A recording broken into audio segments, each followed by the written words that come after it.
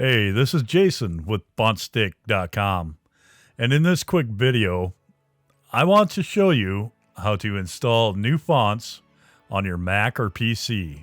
So with that being said, let's jump into it. Let's go.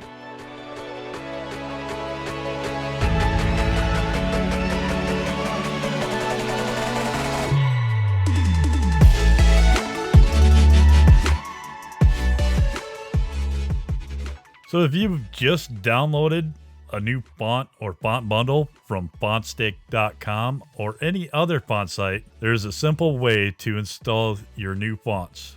Step 1, download your font. Step 2, go ahead and open your downloads folder. For Mac users, go ahead and double click on whatever you wanted to unzip. Go ahead and bring up a new Finder window.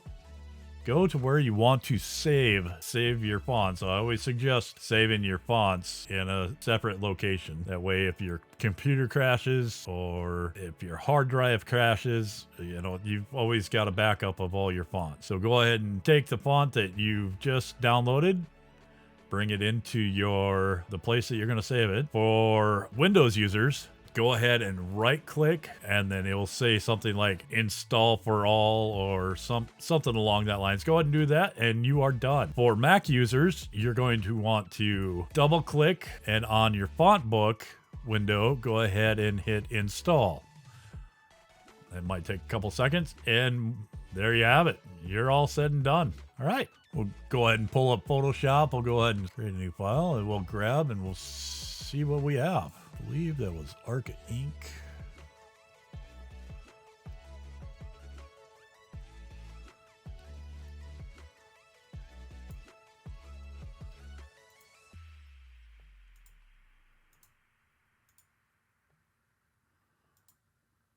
There we have it, folks. Easy peasy, lemon squeezy. Till next time, peace.